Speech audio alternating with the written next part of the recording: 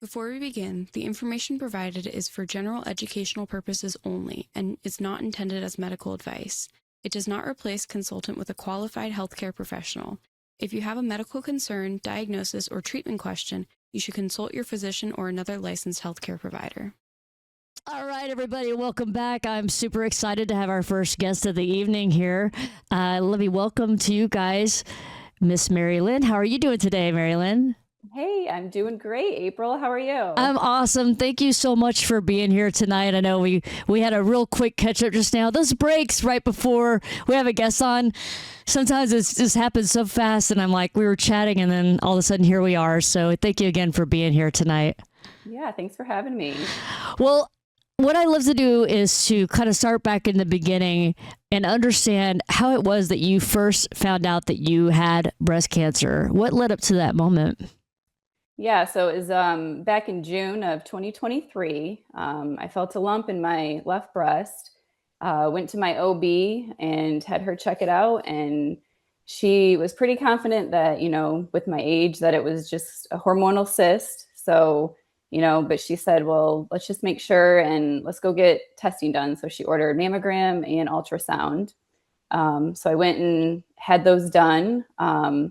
And it was the second ultrasound where the radiologist kind of said, let's do some more imaging, and let's bring your husband back too, just in case. So then at that point I was like, okay, something's off here.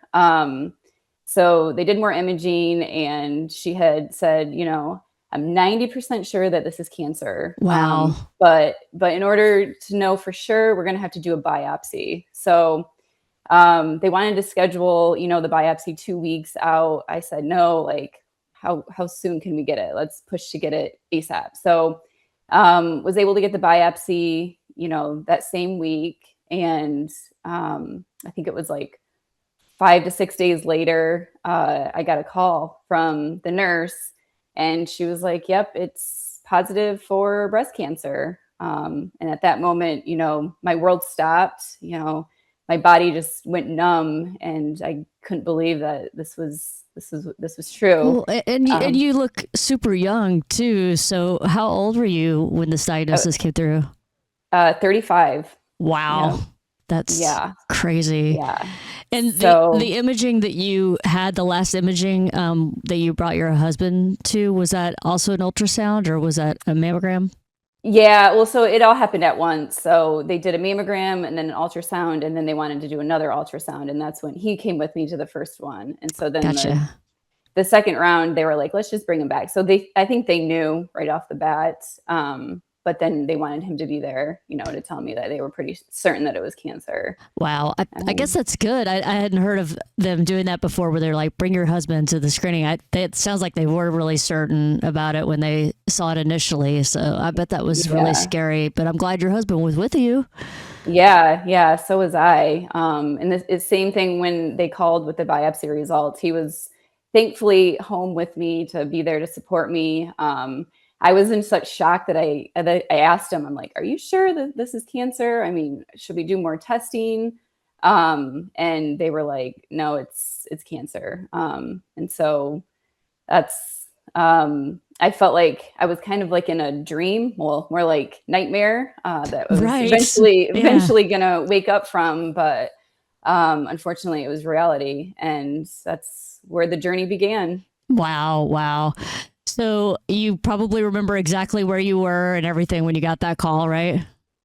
Oh yeah, we were home, and he had been staying home from work because he knew the call was coming, and it was, a long 4 or 5 nights of no sleep, and having to not stay off of Google because that's the worst thing Right. to do. Right. Yeah. So yeah, it was Wow. a very dark, scary time. And all I could think of, at that point was I have three little boys at the time. They were 7, 6, and 3. Um, and all I could think of was them, watching them run around and be crazy and laughing. And, I just said, I need to be here for them. They're my motivation. And that's what kept me going, to know that I was going to have to fight this. And we brought them into the journey. We sat them down and kind of told them, we said, hey, you know, we explained it as mommy has a bad guy in her body. And in order to get that bad guy out, I'm going to have to go to battle. And what that means is, you know, I'm going to have to take harsh medicine that's going to make my hair fall out. So mommy's not going to look the same. I'm going to have to go have surgery. And after surgery, I probably won't be able to lift them or hold them for a little while. And then after surgery, I'm going to, you know, have some battle scars that will probably be with me forever. But we did make a point to let them know that through all this, I was going to fight and mommy was going to be okay. And I was going to come out on the other side and everything was going to be fine. I love how you guys did that and how you explained it to them. You know, I know for kids that young, it's got to be confusing, and it kind of lets them know in advance, hey, these things are going to happen, and you don't need to be afraid. It's part of her battle, you know. Yeah. So that's really cool. So, I mean, I definitely want to hear at some point, like how they handled all those different aspects. But I first want to try to get through like each individual part of your journey as far as like what happened next. 'Cause I'm sure the next thing that happened is you probably had an appointment with your doctor where you got to sit down and really talk to him about, you know, what was going on and what all did you learn about your breast cancer at that time? Yeah, so lots of doctor visits. We learned that it was triple positive, invasive ductal carcinoma stage 2. So I was going to have to go through, you know, intensive chemotherapy. Thankfully, I was able to get into a clinical trial that they opened it up. So I did 12 weeks of Taxol, Herceptin, and carboplatinum. And then there was an immunotherapy, which was part of the clinical trial called Keytruda that they added in there. So that was a full 12 weeks. Sorry to interrupt. I was going to ask, what was the reasoning for you doing the clinical trial as opposed to whatever the standard of care was? Was it just an option you were given? So I went through a research hospital, and they thought, based off of the tumor and the characteristics, that I would be a good candidate for it. And so they had the Keytruda was something that was added on, and it did take a lot of kind of back and forth and research and understanding, because I had to choose between the standard of care or the clinical trial. You know, the pros and cons behind that. And they didn't think that my tumor was going to respond very well to the chemo because of how hormone driven it was. Mm-hmm. So yeah. Wow. Yeah, that's scary. I know having to make a lot of really serious decisions right out of the gates. I remember making decisions like that, and you're kind of like, you just have to be drawn one way or the other, and there's something in your gut that kind of pulls you the direction you need to go. I think also, at least for a friend of mine, she did a clinical trial when she was diagnosed, and that meant that her treatment was completely free. Since you were part of a trial, was your treatment completely free also? So the Keytruda was, which is a very expensive drug, and that was covered. I did have to do a lot of, you know, follow-ups with the research side of it. But the positive part was they monitor you very closely for symptoms or anything, and at any point they could pull you out if they felt like it was needed. That's cool to get that extra attention like that. That had to feel good. And I'll explain more as it goes on after I can get into. So after that, I had a double mastectomy. And that was after the 12 rounds of treatment. And so then I went and decided to have a double mastectomy, October 31st, date to always remember. And after that, the pathology came back. And unfortunately, I did not have a complete response. So there was some cancer left. So what you're saying is that when you had the double mastectomy, the margins weren't clear and they weren't able to get all the cancer. Is that what what you're saying? Well, they got all the cancer since, they remove everything Okay. with the double mastectomy. So they did get all the cancer. Fortunately, it was not in any lymph nodes. Oh, I see. So that was, Gotcha. yeah, that was a positive. But the chemo didn't kill everything. So there I were see. still some active cells in the tumor. Got you. And because of that, that would mean my oncologist felt that I should finish out the standard of care treatment, which was 2 more harsher rounds of carboplatinum and Taxotere, I think it was called, and then Herceptin on top of that. They So were I had to throwing do everything at you. yeah, because of my age, and I guess Right. they just wanted to make sure, and so they thought that because I didn't have that complete response, that I needed to, just meet the standard of care, which was the 2 extra rounds of chemo. Gotcha. So And that was a lot. It was a long road. well, and I know that they've talked before about that, like when you're younger, that they really push a lot harder with the chemo treatments because they feel you can handle it better than someone who's older. So I remember when I went through treatment, they did the same thing. They were like, we're going to throw everything at it. And then, but with yours, it was a lot of different things too. What kinds of side effects were you dealing with at that time? Yeah, majority was a lot of GI issues. I did have some really bad diarrhea, which had me I lost quite a bit of weight. I did have to go in and get fluids quite a bit because I was just getting so dehydrated. Oh gosh, that's awful. Yeah. And so I was I was feeling a little, I would get nauseous here and there. I did have some neuropathy. I did break out into a few rashes, which they were thinking it could have been the Keytruda, but it's hard to determine what drug does which. Yeah, so, they had like yeah. 12 different things going in you. Yeah. Gosh, man, heavy duty. Yeah. Wow. Yeah. Well, then on top of that, after those 2 rounds, I had to do 25 sessions of radiation.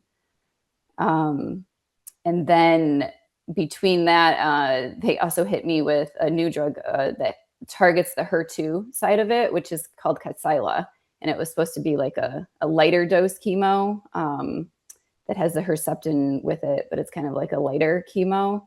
And that was supposed to be 14 rounds. Wow. But I got to 11 rounds. And I think my oncologist said, I think your body's good. We've hit you with enough. I think no kidding. You're good. Man, so how many rounds of chemo total did you have if you add up all the different types of chemo that you had? Do you know? I think it was 28. Wow. Gosh. Yeah. Mary Lynn, that's intense. Yeah. And you're sitting here looking great. So, I mean, wow. And then all the radiation too, which, most people I chat with, if they have chemo and double mastectomy, they don't end up having radiation. But this is just to the point of speaking to breast cancer survivors. Everybody's journey is different and it's specific to your situation. And so based on everything that they knew, they were going to really throw everything at it and make sure that they were keeping you safe. And it sounds like they did a really good job. Yeah.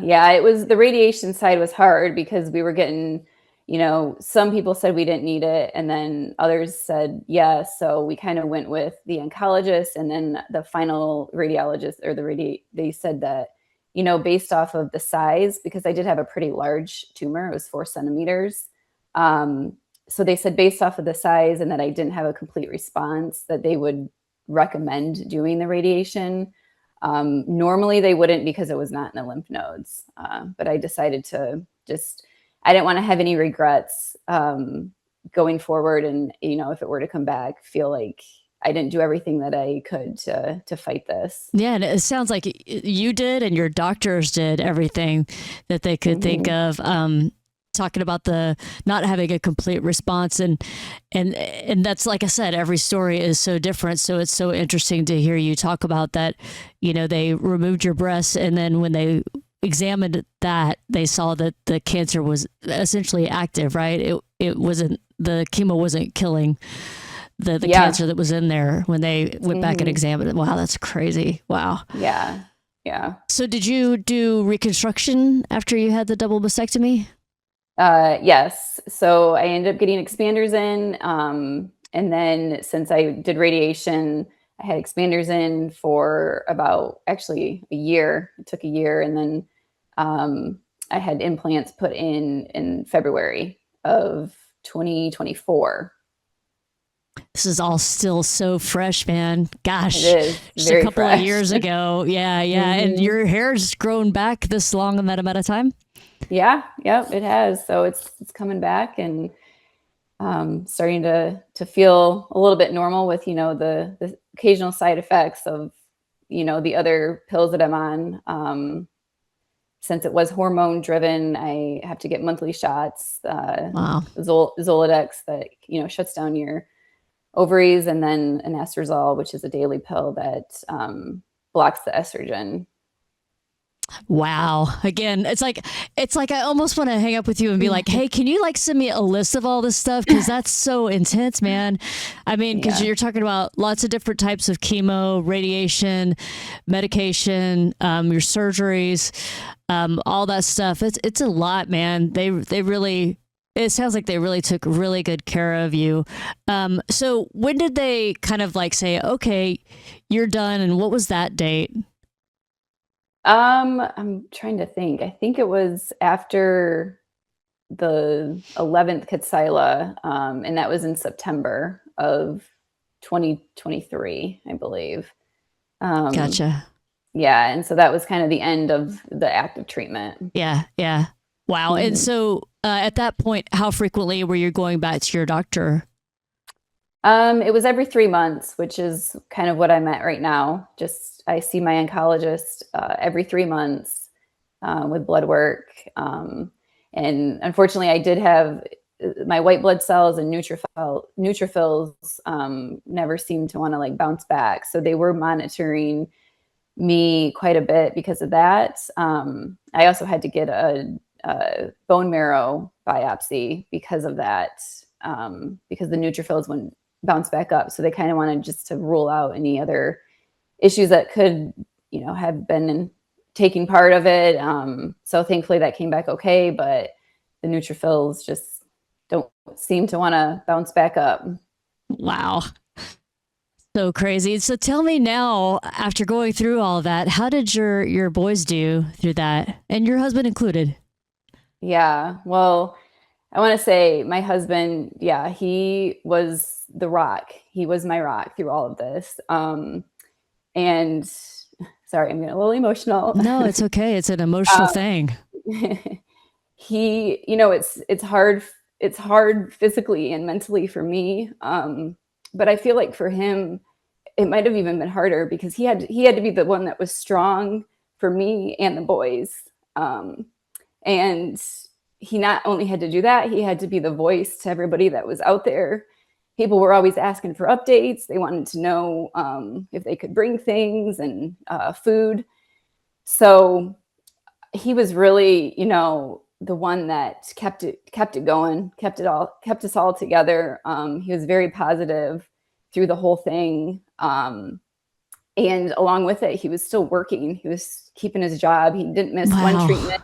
He didn't miss one doctor's appointment. So he was definitely the rock through all of it. So I couldn't have done it without him. You won the lottery with Clint. I'm telling you, Yeah. you did. That is so cool. I mean, and it's true, man. The whole concept of being a caregiver or a spouse or partner to somebody who's going through cancer treatment, especially to the degree of what you've gone through, it's a lot of toll. I know, and so lucky to have him. I always tell people, Oh yeah. Mary Lynn, that going through a cancer diagnosis is like a make or break for a relationship, and if it's a make, it's like this wonderful.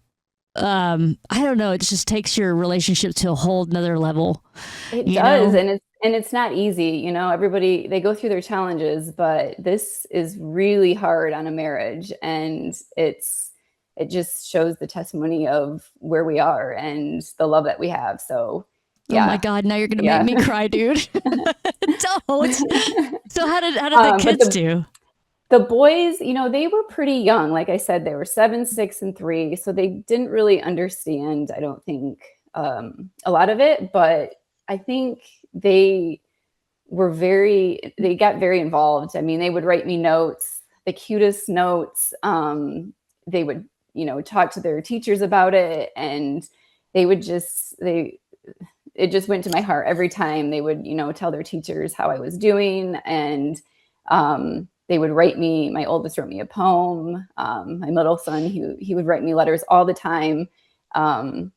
So we had them part of the experience. We even had them, cut my hair. They were part of that. Wow. So we had them, they each got to cut some and shave some. And yeah, so we wanted them to know that, this was going to be a challenge. This was going to be something hard that we all were going to go through. And that happens in life, right? You have to get through these things, and you have to be strong. Well, and you have to pull together your tribe, Yeah. So as young as they were, I think they kind of understand a little bit, but they did well. And they were, like I said, they were my strength and my motivation. I felt proud because they were so busy, with sports and everything, but I never missed a game or school activity.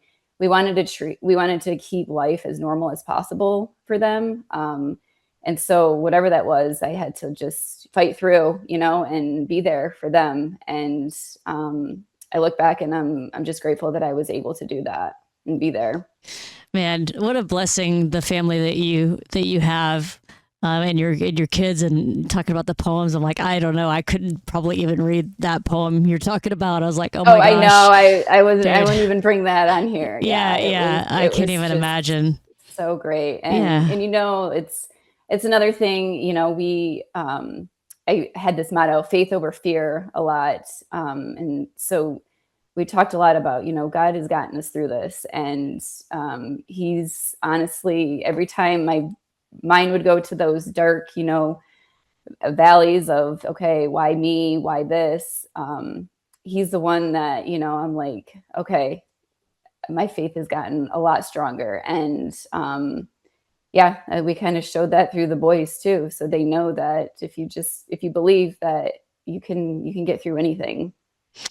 Yeah, I'm with you on that.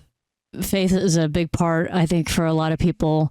And like I was saying earlier, it strengthened your relationship with your husband, but it also strengthened your relationship with God, which is so cool. Sometimes I know you're going through that stuff and you're just like, there's really no other answer to how I was able to get through this other than that, other than faith. Oh yeah. There's been so many times where I question it, I'm like, why? I'm like this young, healthy, I have these 3 boys who I need to be there for, and they need me. And like, why? So yeah, he showed me that I can get through it, and he was there for me. So yeah, it really brought me a lot closer to him. Yeah. Amen. That's so cool. Yeah. So, Mary Lynn, looking back on the entire journey, what could you tell me are a couple of like the hardest points of your journey and a couple of maybe your best points? I'd say some of the hardest points were, just trying to feel like life was still normal, but it wasn't. The world had stopped for me, but it felt like it stopped, but everybody else was kind of still going and doing their thing. And I wasn't living that normal life. I was trying to, but it was hard because I felt like people were, everybody was so great, and people were, helping out as much as they could, but it was just, I constantly had this in my mind that, am I going to make it, but I knew that I was going to fight, and everything was going to be okay. But yeah, I think it was just going through, not feeling like you could live the life. And you kind of were not sure what was going to happen. We were taking it step by step, but yeah, you just never know. It's like almost like you're standing still and the world's just spinning around you, but you're still in the same scenario, and it's like everything's moving, but you're not, kind of situation. And yeah, it's scary. Yeah. Yeah. As far as like any of the side effects that you had, was there anything, any physical problems that you were like, oh God, this was the worst part? I'm trying to think. The worst, it was, I did okay through the 12 weeks. It kind of continued to, get worse as it went on. Kadcyla, I was starting to feel it a lot more. I was tired. The GI issues had me feeling weak a lot.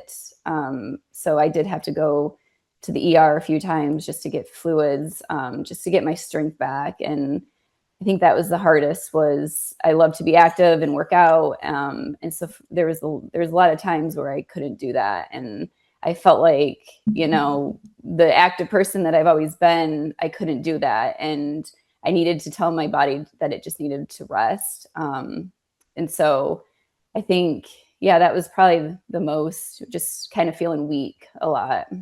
Yeah, totally. I remember those days, and my dad's going through stage 4 prostate cancer right now, and that's his chief complaint. He's doing good. He's got a very positive attitude and a very deep faith also, but that's his biggest complaint is fatigue. And I think that's something people don't really think about when they hear about somebody going through breast cancer or some kind of cancer treatment, is they think about, the hair loss or maybe nausea or things like that, but they don't really think about how exhausting it is. And I think it's exhausting for more than just the physical toll. It's the emotional toll is exhausting too. Oh, absolutely. All that piled onto each other is really tough. So on the flip side of all that, Mary Lynn, can you tell us some big good takeaways that you had from going through all this? Yeah. I think it just puts life into a whole different perspective.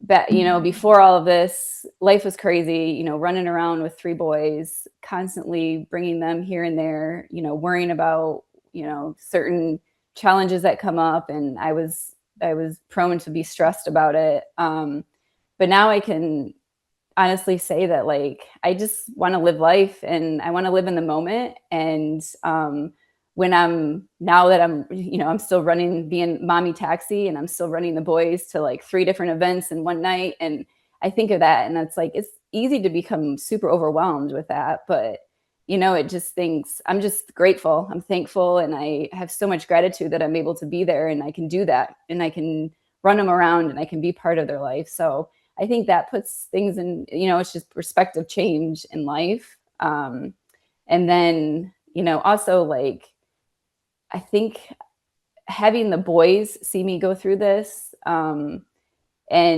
showing them the strength that I could have, fighting through such a big challenge. I hope that they can see me, they can eventually, when they get older, look back and say, wow, like, they can have strength and they can, know what to do and believe in themselves and have courage to get through any challenge that they can in their life too. So, yeah, I think those were a couple positives. I have no doubt that you've instilled hope and inspiration in those boys. I have no doubt. I have several friends who have seen their mother go through cancer when they were young, and it does, when they get older and they look back, they're like, wow. And they just realize what a rock star they were, just like you.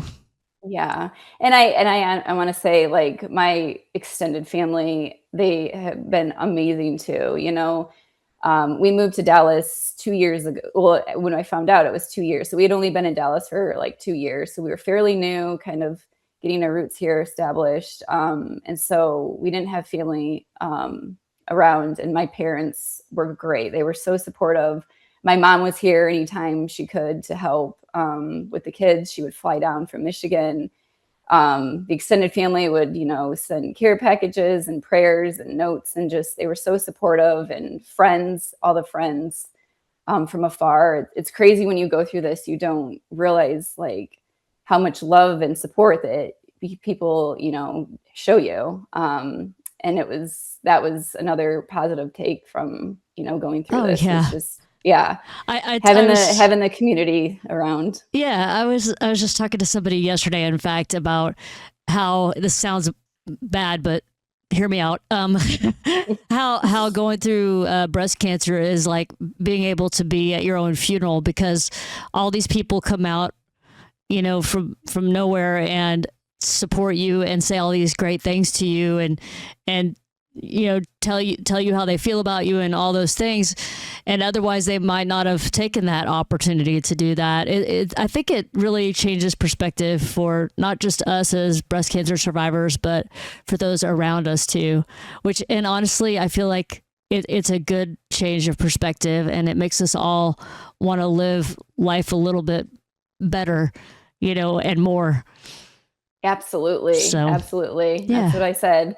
I kept, cancer takes a lot, but it will never, take the joy out of my life. So I'm just going to keep on living and yes, living in the moment. You're slaying dragons. I'm so happy that we got to meet and chat tonight, Mary Lynn. It was so cool. This time always goes by way too fast. But I'm so grateful to get a chance to really chat with you. And I really look forward to seeing you and Clint sometime soon. And thank you for your inspirational story. I know it's going to help many people out there. Oh, yes, you bet. And hopefully we'll see you at Drumathon. I want to say we were there. It was our first experience last year. And I want to tell you that my boys loved it, and they still talk about it to this day. That's awesome. I love my that. oldest got to drum with Jake Sommers, and he still talks about it. And that's so cool. It was such a memory for them. So well, I can't wait for them to come out again this year and have just as much fun, if not more. Yes, absolutely. Awesome. Well, you have a great night, Mary Lynn. Again, yes, thank you so much for being here. It was great chatting with you. Take care, okay? All right. Yep. Bye-bye. Bye. All right, everybody. That's Mary Lynn, breast cancer survivor. Gosh, diagnosed so young. If you joined late, please watch the replay. Also, this interview will be available on YouTube as well as on our podcast channels on Spotify, Apple Podcasts, and Podbean. So be sure to check that out. Okay, guys, I see Omar Hakim is in the waiting room. If you're a drummer, be sure to get your questions together and we will go through those. And I'm going to play a little something for you. It's kind of fun because I'm like, I don't really know what I'm going to play, but we're going to play something. Spin a couple things here real quick. And on the flip side, we will have Omar Hakim. See you in a sec.